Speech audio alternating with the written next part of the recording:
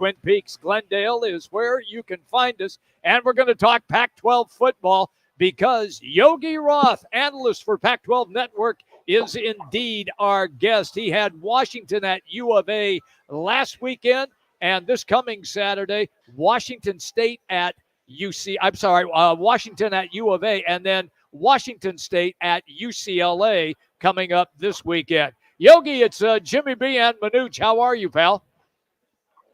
Great. Fired up to talk to you guys. It's hard to believe we're in week 6, but as you guys know, this thing goes fast when it's fun, and it has been a blast thus far. What's been the theme so far besides Coach Prime, Yogi? I mean, that seems to be the dominant thing, but I mean, you're looking at a lot of great football, and how unfortunate with the demise of the Pac-12. On every campus I've been to, and I've been to everyone that's leaving for the most part, and not one person has said, God, I'm so excited to get to the Big 12 or the Big 10. And I don't mean that as a shot at either of those leagues. It's just, I think once the dust has settled and you see, A, how good the league is playing, and B, what you have to do in those other leagues in terms of your own production facilities, just kind of money that people didn't really think they would have to spend. That's been the biggest theme is people are bummed. I think on the field, it's just proven true to be, the most talented league in the country with quarterback play, with schemes are being deployed on defense, and the way that the games are shaping up and how competitive they are. I think that's probably been a big storyline as well. Yogi Roth is our guest. Rockin' Minutes with Jimmy B, Fox Sports 910 on the right Toyota guest line. Yogi, take me then to what took place last week. You were there. You saw how U of A and Washington went toe-to-toe with each other. The Huskies always seem to struggle in the desert. They did win, but it wasn't easy. No, they didn't. It was such a fun game to call, too, because it was sold out, family weekend. It was all the things that you know to love when you go to a college environment, especially in Tucson and in such a college town. It was great. And, so unfortunately for Arizona, they started off down, and third quarter you're thinking, they're going to have a chance here. And they make a little run. And it was fun to watch. And I'll say this for UW. I had a lot of people talk to me after the game and say Michael Penix Jr. made a lot of money after that game because they took away the deep ball. And there's only 2 explosive plays the whole game for Washington. They had 39 coming in, which was the most in the country. So he just checked it down. He took what the defense offered him, and I thought played incredibly efficient. I was really impressed by him. And also I had to say no Fafita. Yes. Impressive again. We'll see if I haven't checked this afternoon. Jed Fish said he's starting or not for sure against SC, but he proved that he could play at this level. It's interesting, Yogi. I want to talk to you about that. I mean, watching this young man is still a line from Rudy. He's 5'0", 100 pounds. I mean, just the delivery, he stands in the pocket. You would never know the guy's barely 5'7", 5'8", wherever he is, but just with his poise, his accuracy, and the way he throws the ball. I mean, I don't foresee any quarterback controversy at U of A, but I got to tell you what, they're in good hands if Delores is not able to answer the bell. Yeah, they're not afraid to play Noah Fafita. And Jed Fish has said that since he arrived. He said that in every spring game. And then being in his office last Friday, said the same thing to us. He said, I'm not going to change any call. Like, I can't wait to watch him go play. So I think whenever your backup plays at the level that Noah Fafita did, one, of course, you're talking about recruiting. Okay, nice job in evaluation. But then you got to give Jimmy Doherty, Brennan Carroll, and, of course, Jed Fish a ton of credit because he was ready to play. You know how reps are divided in training camp and the season when you're the starter. So I just give Noah a ton of credit. And it didn't start well. Like his first ball came out, probably the worst ball he's thrown in years, just the way it's spun. But by the end of that game, and really by the second quarter when he throws that touchdown pass to Jacob Cowing, all of a sudden he's saying, I can play at this level. Let's go. And he found a little comfort zone. And they were playing against what I think is a top 4 team in America. And Arizona's coming. They haven't turned the corner yet, but I think they're close. And I think they have an opportunity to win the game Saturday. I would not be surprised if they went in there and hung with SC for the entirety of the game. Wow. Okay. Then take me then to ASU and Colorado. We are under the impression that when we laugh about this, it'll be the first 1 to 50 is going to win the game. Buffalo's struggled to stop people. ASU has kind of got their offense going again with Trenton Porgay at quarterback. What do you expect then from ASU and Colorado? Well, I want to see the offense get going. I think we've seen moments where it's flashed, and you've seen them put real nice drives together, and you've seen, quarters of inconsistency too. So I want to see if they can put together their best and most complete game of the season. I just haven't seen that from ASU, even in the opener with the crazy delay that they had due to weather. We just haven't seen that, and I think that's the challenge for any year one coach is can you put together a complete game. Said the same thing for Colorado, right? Oregon, they got rolled first half of the SC, no chance, and then they make this incredible comeback where they start making plays and they start blocking the right spaces and using the right shoulder, like all the things that you kind of coach the basics. That's what I want to see. I want to watch a clean game among these two teams, and if we get that, I think it'll be a fun one. Now, Arizona State's going to have to slow down the explosive passing attack. They're going to have to find a way to put pressure on Shedeur Sanders. I think they can.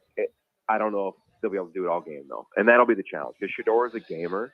And then for the Buffs, my biggest question for them is this is the first time, since all of them got there, whether it was in the spring or when Coach Prime and Deion Sanders got the job, that the whole country isn't talking about them. Yeah. It's the first week, So how do they handle that? They've proven to handle adversity no problem. They didn't flinch when they met it against SC. And they I think, took the medicine after the Oregon games. You want to use that phrase that Dan Lanning often uses? Yeah.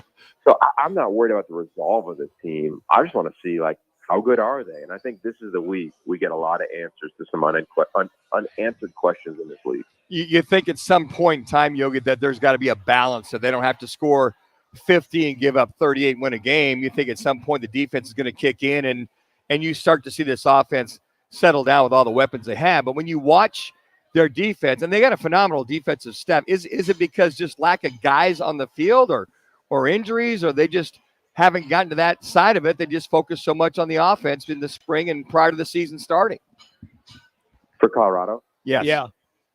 Yeah, I think it's a lot of things. I'll say this. Number one, I think when you build a program, year one is about offense because you got to score, and you want to score because then you become attractive. Look what Jed Fish did in year one with 5 different quarterbacks. They scored, and then all of a sudden players are saying, "Oh, they're just a couple defensive players away, or a couple transfers away." I think that's the right model. I think they'll do the same thing at Arizona State. 3 minutes. I think the next thing though is this scheme. If you go back and you pull on Charles Kelly's, where he's been taught defense, where he's worked. Same thing at Oregon, right? Same thing. A lot of these schemes coming out of the Nick Saban, Kirby Smart tree. Year one is a challenge a lot of times for those defenses because they ask them a lot, right? It's that match defense where you're passing things off. You have to really communicate, and I think that's just the reality of defense A in college football, but definitely with this scheme. So year one's always going to be a little bit of a challenge. And remember, they got 18 new defensive players after spring football. I don't care who's coaching them or how talented they are. It's just hard when you don't have that many reps, just learning and understanding the scheme, the communication around it. So I think this team will keep getting better as the year goes on. And this is a great opportunity for that. Really, their next 2 weeks against ASU and Stanford, 2 offenses that are going to be creative. 2 minutes. They're going to have to play really sound, and we'll find out. We'll find out how real they are. And I can't wait. I think this is a really fun week for that. I think there's storylines all across the league around what is really UCLA on defense? What is Washington State on the road? What is Colorado on the road in this environment? You can kind of go to every game and find one of those types of questions. Well, I'll tell you right now, I'm envious because all 3 of us like Washington State. We think the Cougars are like a sleeping giant here, and I know they're ranked in the top 25, but in your estimation, how good are they? Ted Robinson and I were just talking about it earlier today on his Instagram channel because Ted's a big Instagram live guy now. You got to make sure you let him know. Oh, wow. It's a big step for a Notre Dame guy, I got to tell you. Yeah. But what was really fun is that we talked about Washington State. I mean, I would argue they played better than SC. They beat 2 ranked teams. Yep. SC hasn't had to do that. So should they be ranked? 1 minute. 1 minute. They're sitting at 13. And I could care less about the AP poll, but it does drive dialogue and discussion. And I do think that we often bring in prior years and past performances into our biases. And I don't think we should do that for Washington State, to your point. They have a quarterback who's playing at a Heisman level, most attempts in the country without a turnover in Cameron Ward. They've got new receiving core that's more explosive than they were a year ago. This offense under 28-year-old Ben Arbuckle is so fun to watch and break down and study. Defensively, they have experience and they have talent, right? Ron Stone Jr., Brennan Jackson, as experienced as anybody, 6-year players at defensive end and edge rusher. They have Shaw Smith-Wade, who might be the best corner on the West Coast, guys. Watch him on Saturday against J. Michael Sturdivant and the UCLA receiving core. He's a beast. So I think they've got all the tools to come in to the Rose Bowl and compete for 4 quarters. And wouldn't be shocked, really, if this game went either way, but wouldn't be shocked if they were undefeated with Arizona coming to town on homecoming next week. Ken and I are going there to Pullman. We'll have the Cougs back-to-back. Uh-huh. And who knows? They might be sitting here 7-0 without a home, which is the saddest part of college football. And you know what bothers me the most, and I know you agree, is I'm just so – I don't want to say I'm sick of hearing it because it's good that we hear it. Everybody disagrees with what's happening, but I'm sick of it not changing. Yeah. Like we just sit here and say, this sucks. This isn't great. It's not good for the game. But here comes this Big Ten schedule that I like the Big Ten. I'm not taking a shot at it. The UCLA home schedule for next year isn't going to light anybody up. And the fact that Ohio State's not going to be in the Rose Bowl for 5 years, I'd imagine it wasn't one of the things that the Bruin faithful anticipated when their season tickets are asked to be renewed in a year to play the Big Ten schedule. Well, before you came on the show, we did have that big that Pac-12 discussion and how heartbroken all three of us are about the demise of the conference. And I'm like you. I really hope that Oregon State and Washington State land someplace good. Yeah, I don't know what'll happen. To me, I hope they rebuild it and hang on to the logo. Okay. Because I really believe that in 5 years, let's be real about it. Like, there's 18 teams in the Big Ten. I mean, we're either going to go to one league with 64 teams and have divisions, or I think there's going to be teams that are playing in the Big 12 or the Big 10. They're going to say, you know what, like, I don't really know about all this. Like, did it really work out? Let's come on back, or let's watch. Let's attempt to wrap. West Coast ascend. So there is brand value that we've all seen. So I'd love to see them take a shot at that versus folding into, like, look at Stanford and Cal. They folded into a league that makes no sense that they're in, and they're locked in it for 12 years. I don't think there's one person on either of those campuses that are saying, I hope the ACC survives for 12 years to our next media rights deal. I think they're actually voting, or they're hoping that it falls apart as quickly as possible. Because it's just a home. It's just like a safe haven for them. Yeah. So I would hope that Wazoo and Oregon State get whatever they need to hang on to the logo and see what can happen. It's better, in my opinion, than folding into the Big 12 just because they offer you a deal to be a part of a Power 5 league. That's why we have you on the show for great insight. Thank you, Yogi. Thank you, Yogi. Enjoy your game this weekend. Yeah, can't wait. All right, guys. Later. There you go. Yogi Roth, Pac-12 Network, and he is driven by All City Towing, and All City Towing continuing to grow with a fleet of new vehicles, and they are hiring. They pay very well, and they have excellent benefits, including a 401k with a 50% match option. It's all available to you. If you're looking for a new gig, just go to allcitytowing.com and search careers. That's allcitytowing.com and search careers. All City Towing. Well, you got to sign up for our Fan Pick'em contest. It's all sponsored by Twin Peaks, Blue Moon, and Coors Light. And you get a chance to hit Fan Pick'em and win a Twin Peaks man card. And don't forget, buckle up. Brunch is now being served at your local Twin Peaks Lodge. Wake up with the scratch favorites you love and classic brunch drinks that will not break the bank. Contact your favorite lodge for availability and more details. All right, when we come back here at Twin Peaks, we will take caller number 5. That is caller number 5 at 602-260-1991. 9191. What did I say? 19. Oh, no. 260 9191. Thank you, Manuch. Thank you, my brother. But once again, the 5th caller, 602-260-9191. You'll get a chance to play against the Twin Peaks girl, who, by the way, is well schooled in football. So be ready, kids. Don't forget, get on that line right now. Rock and Minuch with Jimmy B, Fox Sports 910.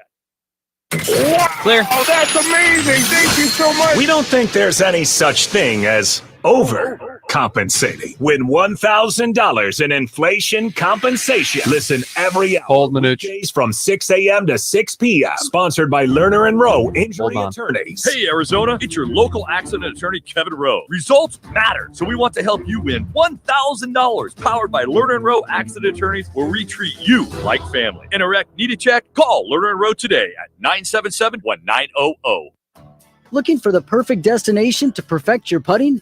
Welcome to Putting World, the ultimate 18-hole indoor putting course designed to delight golf enthusiasts of all levels. Immerse yourself in the art of putting as you navigate our greens. Whether you're a seasoned golfer or a curious beginner, Putting World promises an unforgettable experience for everyone.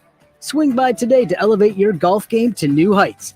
Visit us at the Scottsdale Promenade or learn more. We hear you. Give us a second, Minuch. Whether it's beer and wings with the guys or a steak or ribs with that special someone, Tavern Grill Scottsdale is the place to be. Tavern Grill is now the home of Huss Brewing Company's Rockin' Minuch Lager. Tavern Grill Scottsdale at 8880 East Via Linda. A homeowner just like you Decides to fix his roof. Okay. He backs up his truck, ties one end of the rope to the bumper and the other to himself. Smart. He's working on the backside of the roof until... What? Wait. No. Yes, Dad was in tow. Ooh, was he hurt? A few bruises and his pride. Save yourself with State 48 Roofing, offering maintenance, repairs, and replacements. Of course, licensed, insured, and bonded. From residential to commercial. State48roofing.com. Arizona's largest locally owned A-plus BBB rated towing company is All City Towing. They're always looking to add motivated and competitive team